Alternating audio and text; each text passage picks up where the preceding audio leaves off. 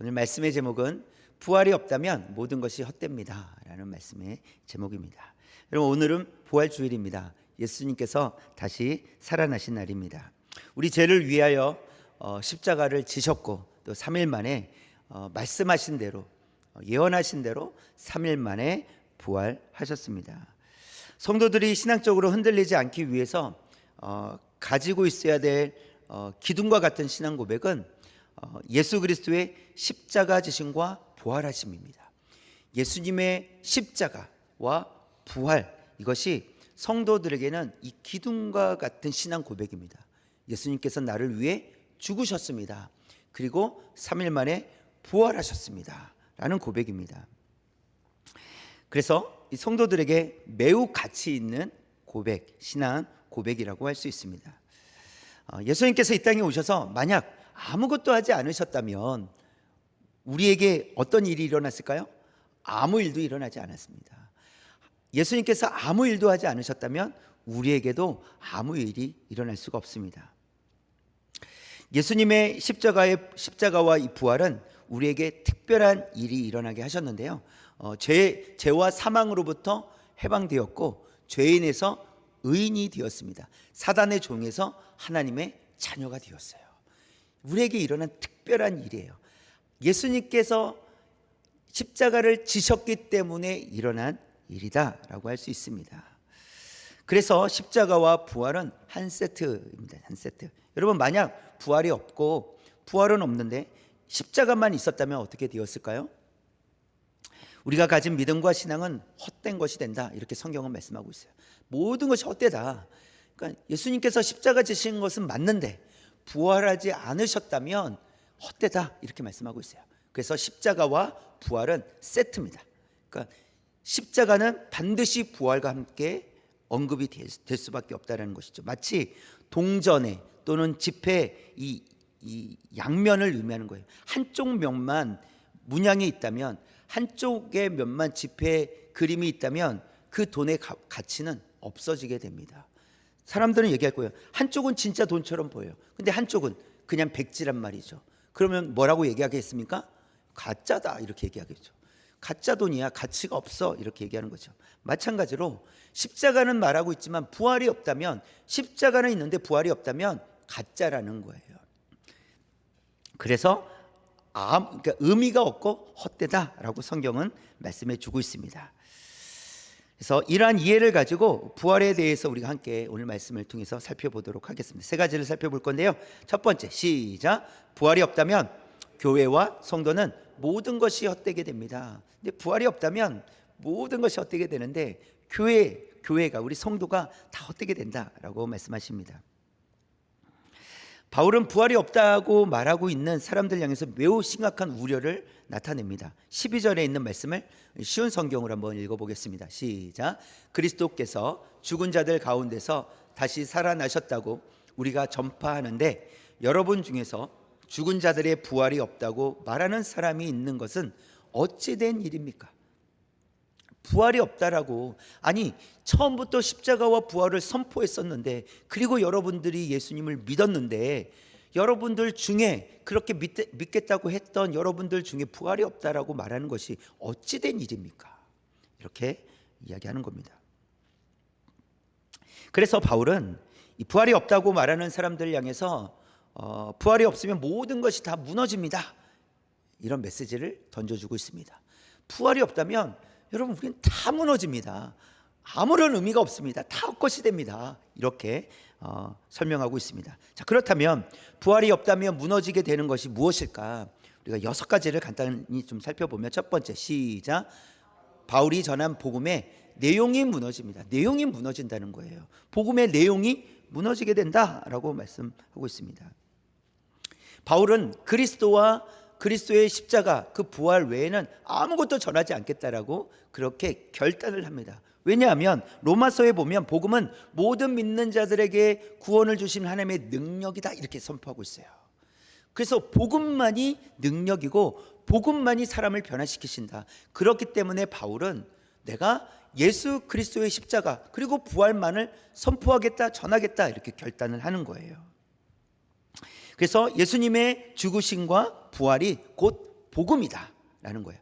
이 사실을 바울은 믿었고 확신을 갖고 있었기 때문에 다른 것은 전할 필요가 없다. 오직 예수 그리스도 그분의 십자가와 부활만 선포하면 된다라는 그런 확신을 가지고 있었습니다. 그런데 부활이 없다고 한다면 복음의 내용은 가치가 없어지게 된다는 거예요. 아니, 처음부터 십자가와 부활을 함께 선포했는데 부활이 없다고 하면 의미가 없어진다는 것이죠. 14절에 있는 말씀 볼까요? 시작. 그리스도께서 만일 다시 살아나지 못하셨으면 우리가 전파하는 것도 헛것이요 또 너희 믿음도 헛것이며. 우리가 전파하는 것이 헛것이다. 왜 헛것입니까? 전파하는 내용이 아무런 능력이 없기 때문에 그렇다는 거예요. 부활이 없다면 그게 무슨 소용이 있겠느냐 이렇게 말씀하고 있습니다. 그래서 부활이 없다면 복음의 내용이 의미가 없어집니다. 전파하는 것 자체가 헛것이 된다라고 말씀하고 있습니다. 두 번째, 시작. 예수님을 믿기로 했던 고린도 교회 성도들의 믿음이 무너집니다. 고린도 교회 성도들이 믿기로 했는데 그 믿음이 무너진다는 것입니다. 고린도 교회 성도들도 바울이 전한 복음, 예수 그리스도의 십자가 그리고 부활을 들었고 그 십자가와 부활을 통해서 예수님을 믿겠다고 한 거예요. 그래서 믿음이 생긴 거예요. 그런데 부활이 없다라고 한다면 그들이 믿는 것 자체가 의미가 없어진다라고 하는 것입니다. 14절에 있는 말씀 다시 한번 보시면 붉은 글씨만 시작. 너희 믿음도 헛것이며. 부활이 없으면 너희 믿음도 헛것입니다. 당신들의 믿음도 헛것입니다 라고 말씀하고 있어요. 그래서 여러분, 부활이 없으면 믿음의 실체가 사라지게 되는 거예요. 믿음의 대상이 없어지게 되는 거예요. 누굴 믿느냐는 거예요. 십자가에서 죽으신 그 예수님을 어떻게 믿을 수가 있어요? 죽음으로 끝나는 건 모든 인간이 다 할 수 있는 것이잖아요. 나도 누군가를 위해서 희생할 수 있어. 그리고 죽을 수 있어. 그것으로 끝났으면 아무런 의미가 없다라는 거예요. 그러나 예수님께서는 부활하셨던 거죠. 그래서 부활하셨기 때문에 우리가 부활의 소망을 가질 수 있게 된 거예요. 그런데 부활이 없다면 의미가 없다는 거죠. 믿음의 실체가 없다는 거예요. 믿음의 대상이 사라지게 되는 겁니다. 그래서 믿음이 무너진다는 것을 말씀하십니다. 세 번째, 시작. 모든 사도들의 진실성이 무너집니다. 예수님의 제자들 12명이 있었어요. 그리고 예수님의 동생 야고보, 또 바울과 함께 또 1차 전도 여행을 갔던 바나바, 그리고 또 바울, 그들은 다 거짓 증인들이 되는 거예요. 사도들이 전한, 또 제자들이 전한 모든 것이 다 거짓이 될 수 있다는 것이죠. 15절 말씀인데요. 붉은 글씨 시작. 또 우리가 하나님의 거짓 증인으로 발견되리니 우리가 하나님이 그리스도를 다시 살리셨다고 증언하였습니다. 지금 제자들은 무엇을 선포했습니까? 예수님 다시 살아나셨습니다. 부활하셨습니다. 이것을 선포했는데 부활이 없다면 다 거짓이라는 거예요. 그래서 사도들의 진실성이 다 무너지게 된다는 것을 보여주고 있습니다. 그리고 또한 제자들이 그렇게 시간을 들여서 복음을 전했는데 그 모든 시간이 다 의미가 없게 되는 거예요. 삶 전체가 다 무너지게 되는 거예요. 거짓이 되고 만다는 것을 보여주고 있습니다. 네 번째 볼까요? 시작.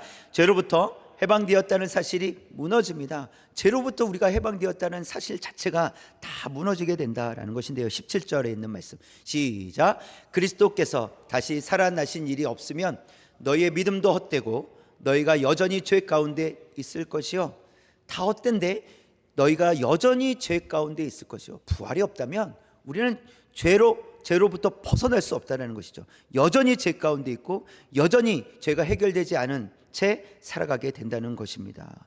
또 로마서 4장 25절 볼까요? 시작. 예수는 우리가 범죄한 것 때문에 내줌이 되었고 또한 우리를 의롭다 하시기 위하여 살아나셨느니라.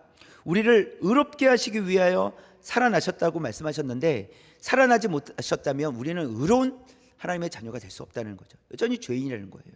어둠 속에 있고 그리스도 밖에 있고 하나님 밖에 하나님의 자녀로서 살아갈 수 없다라는 것을 보여주고 있습니다. 그래서 모든 것이 다 죄로부터 해방되었다는 것이 다 무너지게 되는 거예요. 다섯 번째 볼까요? 시작. 예수님을 믿었던 모든 성도는 죽음 앞에 모두 무너지게 됩니다. 예수님을 믿고 죽은 사람들 있잖아요. 그럼 어떻게 되느냐는 거예요. 18절 말씀 볼까요? 시작. 또한 그리스도 안에서 잠자는 자도 망하였으리라. 예수님 믿고 죽은다. 아니, 예수님 믿으면 부활한다고 그랬는데, 예수님 믿으면 영원한 하나님 나라에 들어간다고 했는데, 그렇게 알고 죽은 사람들 어떻게 되겠냐는 거예요. 다 어떻게 됩니까? 망한다. 망한다. 의미가 없다. 헛것이 된다. 이렇게 말씀하고 있습니다. 모두 죽음에 이르게 된다. 이렇게 말씀하고 있는 거예요. 마지막 여섯 번째 볼까요? 시작. 소망이 무너집니다. 19절에 있는 말씀, 쉬운 성경으로 보겠습니다. 시작. 우리가 그리스도 안에서 소망하는 것이 이 세상 삶에 그친다면 우리는 이 세상 어느 누구보다도 불쌍한 사람들일 것입니다. 우리가 예수님을 믿고 우리가 소망을 얻었어요. 어떤 소망을 얻었냐면, 예수님 안에서 살아가면 우리가 이 세상에서 뿐만 아니라 영원한 하나님 나라에서 살게 될 것이라는 소망을 얻게 됐단 말이에요. 자, 그런데 부활이 없다면 이 세상 삶에서 그친다는 거예요. 아니, 내가 영원한 하나님 나라를 바라보면서 이 세상에서 내가 예수 그리스도를 바라보며 예수 그리스도의 말씀을 의지하며 살아갔었는데, 그냥 여기서 살고 죽는 것이 끝이라면 어떤 사람이 되는 겁니까? 이 세상에서 가장 불쌍한 사람이 된다라고 말씀하고 있습니다. 그만큼 부활이 없다면 다 헛되다는 거예요. 성도가 부활을 믿지 않는다면 모든 것이 다 헛되게 된다라는 것입니다. 소망도 사라지고 또 믿음도 사라지고 또 그러니까 이 땅에서 누릴 수 있는 모든 것을 다 잃어버리게 된다. 또 뿐만 아니라 그 다음 세상, 영원한 하나님 나라는 꿈도 꿀 수가 없게 된다는 사실입니다. 여러분, 그러나 예수님께서 부활하셨습니다. 믿으십니까? 예수님께서 부활하셨습니다. 예수님께서 우리를 위하여 죽으시고 3일 만에 부활하셨습니다. 그리고 우리를 살리셨습니다. 우리를 의롭게 하셨습니다. 그렇기 때문에 우리가 이 땅에서 살아갈 때 가치가 있는 거예요. 우리가 믿음으로 살아가는 것이 가치가 있는 것입니다. 세상 사람들이 미련하다고 말할지라도 우리가 예수 그리스도를 따라 하나님의 말씀대로 살아가는 것이 그래서 가치가 있는 거예요. 이 땅에서는요, 몰라요. 다른 사람들은 이게 얼마나 가치가 있는지 알 수 없습니다. 그러나 반드시 밝혀질 날이 옵니다. 그때는 예수님께서 다시 오실 날이에요. 그때 반드시 밝혀지게 되어 있어요. 그때 우리는 영광스러운 하나님의 자녀로서 하나님 나라에 들어가서 영원토록 하나님을 찬양하고 하나님과 영원토록 살게 될 겁니다. 그날을 위해서 우리가 예수 그리스도의 십자가 그리고 부활하심을 우리가 고백하고 또 그 사건, 그 사실을, 그 진리를 믿고 살아가는 삶이 될 수 있기를 원합니다. 그럴 때 이 땅에서의 삶이 우리가 더 가치 있는 삶을 살아가게 될 것이고, 영원한 하나님 나라를 소망하며 그 소망을 잃어버리지 않고 빼앗기지 않고 살아갈 수 있는 저와 여러분 되실 줄 믿습니다. 두 번째 시작. 부활은 역사적인 사실입니다. 부활은 역사적인 사실입니다. 부활을 믿지 않는 사람들은요, 의문을 제기합니다. 그게 진짜 있었던 일이 맞아? 사실이야? 정말이야? 라고 묻습니다. 그래서 의문을 제기하는데, 이런 의문들을 제기합니다. 한번 볼까요? 첫 번째 시작. 예수는 잠시 의식을 잃었다가 잠시 뒤에 의식이 되돌아온 것이라는 주장. 네, 이렇게 주장한다는 거예요. 아유, 죽은 게 아니고 잠시 의식을 잃었었겠지. 그리고 죽은 줄 알았었는데 살아난 거겠지. 이렇게 주장한다는 거예요. 하지만 여러분, 성경은 그때 일을 구체적으로 기록을 하고 있는데요. 마가복음 15장 44절 45절 시작. 빌라도는 예수께서 벌써 죽었을까 하고 이상히 여겨 백부장을 불러 죽은 지가 오래냐 묻고 백부장에게 알아본 후에 요셉에게 시체를 내주는지라. 사형 선고를 내렸던 이 빌라도가 백부장을 시켜서 죽었는지 확인하라고 명령을 합니다. 그리고 백부장이 가서 확인을 해요. 죽은 게 확실하다는 것이죠. 그래서 백부장에게 알아본 후에 요셉, 아리마대 요셉이라는 사람에게 시체를 내어줍니다. 장사할 수 있도록. 그리고 아리마대 요셉은 예수님의 시신을 자신의 소유의 무덤에 안장을 해요. 자신이 가지고 있던 소유의 그 무덤 안에 안장을 합니다. 마태복음 27장 59절 60절 볼까요? 시작. 요셉이 시체를 가져다가 깨끗한 세마포로 싸서 바위 속에 판 자기 새 무덤에 넣어두고 큰 돌을 굴려 무덤 문에 놓고 가니, 지금 왜 이렇게 했겠습니까? 예수님께서 죽으셨기 때문에 시신을 그렇게 무덤에 넣어두고 나왔다. 그리고 큰 돌을 굴려 문을 닫아놨다. 이렇게 기록을 하고 있습니다. 여러분, 예수님께서 죽으셨다는 것은 로마의 백부장이 확인을 했습니다.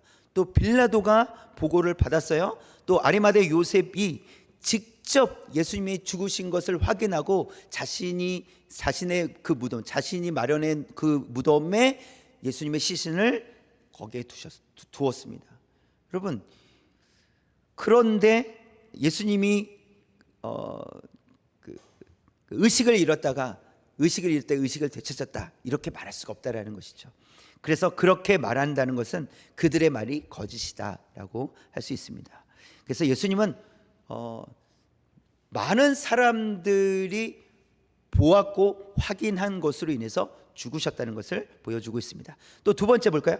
두 번째, 그들은 어떤 의문을 제기하는지. 시작. 빈 무덤을 봤다는 것은 실수로 다른 사람의 무덤을 봤기 때문이라는 주장. 실수로 예수님의 시신을 둔 무덤이 저쪽에 있는데 다른 것에 빈 무덤을 보고 그 잘못 봐서 그래요, 이렇게 말한다는 거예요. 그러나 예수님의 시신을 어디에 두었는지 본 사람들이 있습니다. 누가복음 23장 55절 시작. 갈릴리에서 예수와 함께 온 여자들이 뒤를 따라 그 무덤과 그의 시체를 어떻게 두었는지를 보고, 예수와 함께 온 여자들, 그러니까 여러 사람들을 얘기하는 것이죠. 근데 성경은 또 여자만 기록을 하고 있잖아요. 그럼 여자만 봤을까요? 아니겠죠. 남자들도 있었겠죠. 그러나 그 여자들, 예수님을 따라다녔던 여자들을 이제 이야기하고 있는데, 그것도 한 명이 아니라 여러 사람을 이야기하고 있어요. 한 명이 본 것이 아니라 여러 사람이 보았다라고 말씀하고 있습니다. 그리고 그들은 3일째 되는 날 이른 아침에 무덤에 찾아갑니다. 마태복음 28장 1절 시작. 안식일이 다 지나고 안식 후 첫날에 되려는 새벽에 막달라 마리아와 다른 마리아가 무덤을 보려고 갔더니 여인들이 무덤에 갔을 때 예수님의 시신이 없었습니다. 천사들을 통해서 다시 나셨다는 소식을 듣게 됩니다. 이런 기록을 볼 때에 실수로 다른 빈 무덤을 보았다는 주장은 설득력이 없습니다. 어떻게 많은 사람들이 봤는데 여기가 맞아, 여기가 틀림없어 라고 모든 사람이 다 다른 무덤을 향해서 말할 수 있겠습니까?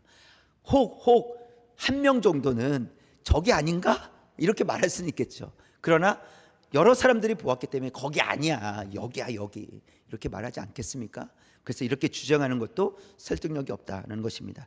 또 세 번째 보시면, 세 번째 시작. 제자들이 예수님의 시신을 훔쳐갔다는 주장입니다.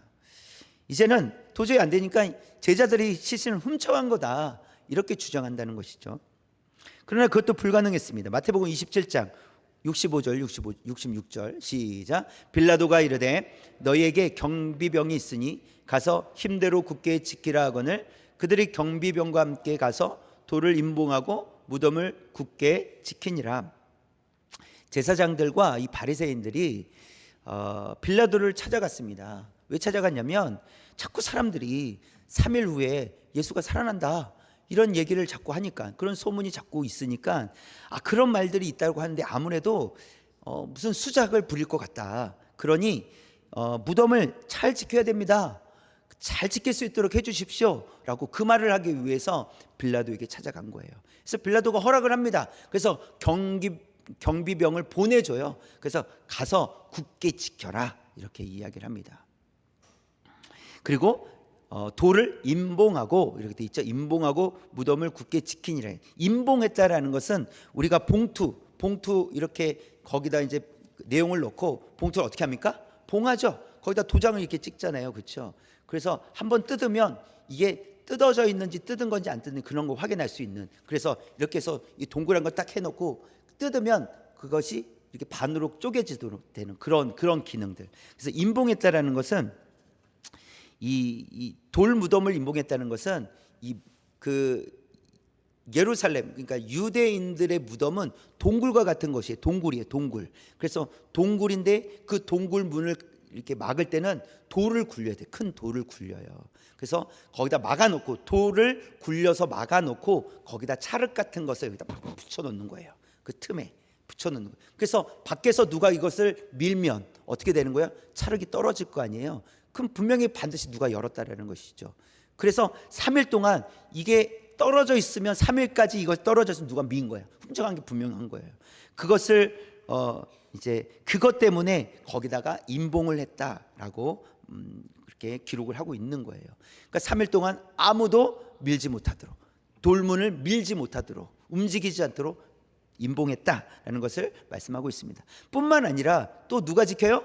경비병들이 딱 지키고 있단 말이에요. 군인들이 지키는 것처럼 군인들이 이렇게 시간을 이렇게 1시간 반씩 밤새도록 부대를 지키거든요. 경계하거든요. 마찬가지로 경비병들이 그렇게 1시간도 조는 사람이 없이 지킬 수 있도록 딱 지키고 있었다라는 것입니다.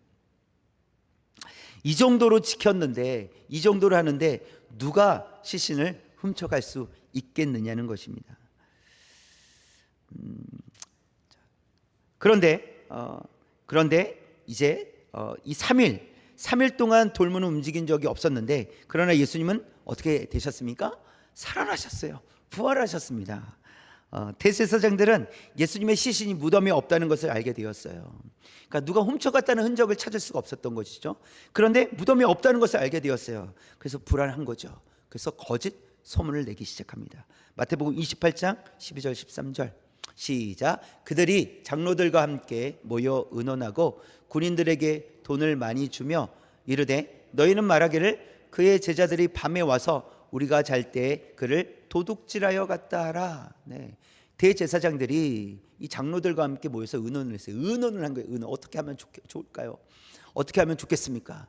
이때 우리 군인들에게 돈을 좀 주자. 그리고 쉿 이렇게 이런 거죠. 그리고 오히려 제자들이 훔쳐갔다고 이렇게 소문을 내라고.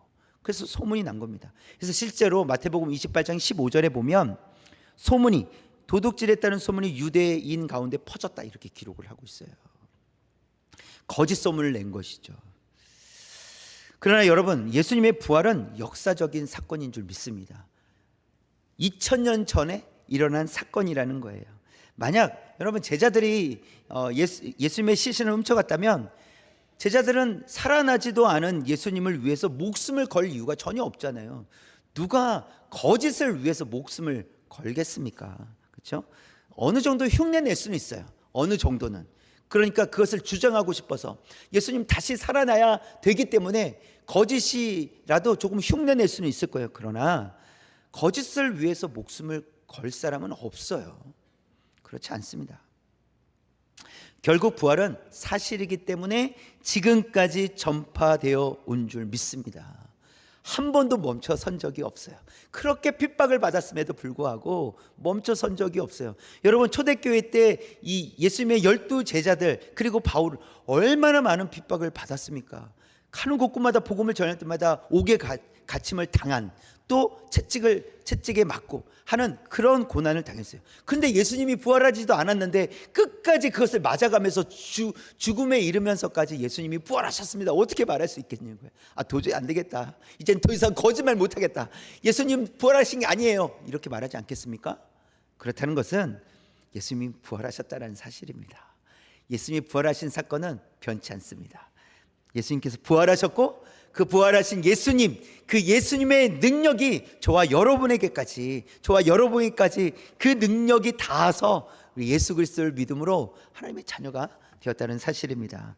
또 바울은 결정적인 증거를 제시하고 있는데요. 고린도전서 15장 6절 시작. 그 후에 500여 형제에게 일시에 보이셨나니 그 중에 지금까지 대다수는 살아있고 어떤 사람은 잠들었으며 몇 명에게 보이셨다고요? 500여 형제에게. 500여 형제에게 500명이 넘는 사람들에게 보이셨다. 목격자가 있다라는 것입니다. 여러분, 500명이 넘는 목격자라면 감출 수가 없는 거예요. 오히려 더 감추기가 더 힘든 거예요. 예수님이 부활하지 않았다고 말하는 것이 더 힘든 일입니다. 500명이 봤다면. 그렇죠? 그래서 부활은 제자들의 주장이 아니라 많은 사람들의 목격을 통해서 확인된 사실이라는 사실입니다. 여러분, 예수님은 살아나셨습니다. 우리 죄를 위해 살아나셨습니다. 그래서 우리는 죄사함을 받았고 하나님의 자녀가 된 줄 믿습니다. 이 사실을 믿고 이 부활의 예수 그리스도를 바라보며 우리가 오직 믿음으로 살아가는 저와 여러분 되시길 주님의 이름으로 축원합니다. 우리 마지막 세 번째, 시작. 부활 신앙을 가진 성도가 소망을 가진 성도입니다. 여러분, 부활 신앙을 가진 성도가, 부활 신앙이 있어야 소망을 가진 성도로 살아갈 수가 있습니다. 고린도전서 15장 22절 시작. 아담 안에서 모든 사람이 죽은 것 같이 그리스도 안에서 모든 사람이 삶을 얻으리라. 부활신앙은요, 두 가지 사실을 인정하는 겁니다. 첫 번째는 아담 안에서 모든 사람이 죽었다 이거예요. 모든 사람이 다 죽었다. 자, 그런데 두 번째는 그리스도 안에서 모든 사람이 삶을 얻는다라는 사실이에요.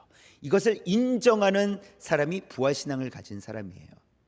그러니까 다 죽었는데 예수 그리스도로 말미암아 부활했다라는 것이죠. 그래서 아담으로 인해서 죽었던 자들이 예수 그리스도로 인하여 살았다, 곧 부활했다, 이 사실을 믿는 거예요. 예수님께서 다시 오시는 날 모든 육신이 부활하여 성도는 영원한 하나님 나라에 들어가게 될 줄 믿습니다. 예수님께서 다시 오시면 우리 몸도, 우리 이 육신이 다 부활하게 될 거예요. 그리고 성도들은 다 영원한 하나님 나라에 들어가게 될 줄 믿습니다. 이 일은 반드시 미래에 일어날 일이에요.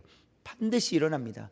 예수님께서 다시 오시겠다고 약속하셨고 예수님께서 다시 오시면 반드시 일어날 일입니다. 자, 그렇다면 이 부활의 소망을 가진 성도로서 예수님께서 다시 오실 때까지 우리는 이 땅에서 어떻게 살 것이냐는 거예요. 이게 중요하지 않겠습니까? 이것을 이해하고 사는 것도 중요하지만, 그렇지, 예수님은 우리를 위해 죽으셨지, 그리고 부활하셔서 예수님 다시 오신다고 하셨어, 하나님 감사합니다, 이게 끝날 거냐는 거예요. 아니죠. 그것이 아니라 예수님께서 다시 오시겠다고 했는데 부활 소망을 가진 성도로서 우리는 이 땅에서 어떻게 살 것이냐, 이것이 중요합니다. 그래서 우리는 이 땅에서 어떻게 살 것이냐라고 했을 때 우리는 결혼식을 준비하는 신부와 같은 삶을 살아야 됩니다. 결혼식을 준비하고 있는 신부와 같은 삶. 여러분, 결혼할 신부는 결혼식까지 무엇을 하면서 지낼까요? 그냥 이제 결혼 날짜도 잡았고 내 남자도 있고 그냥 대충 있다 결혼하는 거지, 이럴까요? 그래서 먹고 싶은 거 마음껏 먹고 아무런 관리도 안 하고, 왜? 이제는 결혼할 거고 결혼이 결정이 되었고 남편도 이제 곧 생길 건데 뭘 관리할 게 뭐가 있어요 이제, 그럴까요? 아니죠. 아닙니다. 더 열심히 관리하고 가장 예쁜 모습으로 결혼식장에 들어가려고 하지 않겠습니까? 가장 예쁜 모습으로. 그래서 대부분 결혼을 준비하는 신부라면 저는 거의 100%라고 생각합니다. 모든 신부들은 생애 가장 아름답고 가장 예쁜 날이 되고 싶어 할 거예요. 그렇게 준비할 거예요. 그래서 먹고 싶어도 참고, 살찌면 안 돼, 먹고 싶어도 참고, 피부 관리를 위해서 하지 말아야 될 행동들 하지 않고, 또 하지 않아도 또 운동까지 막 하게 될 거예요. 운동을 좀 해야지, 몸이 좀 건강해져야지, 몸이 튼튼해져야지, 이럴 거라는 거예요. 왜요? 생애 가장 아름다운 날 맞이하고 싶기 때문에. 그래서 결혼식까지 몇 달이 남아 있어도 그날을 위해서 지금부터 그날을 기대하며 관리하고 준비하게 될 거라는 거예요. 이것이 신부가 결혼식이 있을 때까지 그런 갖는 마음가짐이라는 것입니다. 결혼의 첫 시작을 가장 아름다운 모습으로 시작하고 싶어 할 거라는 거예요. 그렇지 않겠습니까? 나의 결혼 생활을 가장 아름답게 시작하고 싶다. 그것이 결혼식이잖아요. 그때 가장 아름다운 모습, 가장 예쁜 모습으로 사람들 앞에서 또 신랑 앞에서 서 있고 싶은 거예요. 그것이 신부의 마음이라고 생각합니다. 그렇다면 부활 소망을 가진 성도는 이런 신부와 같아야 된다는 거예요. 예수님 언제 오실지 알 수 없으니 뭐 대충 살다가 뭐 예수님 오시면 땡큐죠. 이렇게 사는 것이 아니라는 거예요. 그날은 가장 아름다운 신부로서 준비하는 거예요. 그날이 올 때 그날을 기다리면서 예수님이 우리의 신랑 되시기 때문에 우리는 신부로서 가장 아름답게 가장 예쁘게 그날을 기다리면서 준비하는 것입니다. 그것이 성도다운 모습이라는 거예요. 여러분 어떻게 준비하시겠습니까? 그냥 나는 구원을 받았고 이제 어떻게 살아도 나는 구원을 얻기 때문에 그냥 대충 살아도 되겠습니까? 아니죠. 아닙니다. 우리는 하나님의 자녀가 되었으니 하나님의 자녀답게 거룩한 백성답게 부활 신앙을 가진 백성답게 살아가야 합니다. 그래서 말씀으로 믿음을 세워가고 성령의 지혜를 따라 믿음을 지켜가고 또 기도와 간구로 믿음이 흔들리지 않도록 살아가는 그런 삶이 우리에게 필요합니다. 여러분 어떻게 사시겠습니까? 오늘은 예수님께서 부활하신 날을 기념합니다. 예수님께서 부활하신 날이 여러분에게 어떤 의미가 있습니까? 어떤 마음가짐을 줍니까? 우리가 예수님께서 부활하신, 그래서 우리가 살아나게 되었다는, 그리고 영원한 하나님 나라를 소망하게 되었다는 이 사실 때문에 더 감사함으로 기쁨으로 살아갈 수 있기를 원합니다. 또한 예수님께서 다시 오실 때까지 내가 결혼식을 준비하는 신부로서 거룩한 백성으로서 거룩한 성도로서 잘 준비되어서 신랑 되신 예수님께서 우리를 보시자마자 이렇게 아름다울 수가, 이렇게 예쁠 수가, 이렇게 사랑스러울 수가 하는 마음, 그런 마음을 가지실 수 있도록 준비하는, 그날을 준비하는 저와 여러분 되시기를 주님의 이름으로 축원합니다.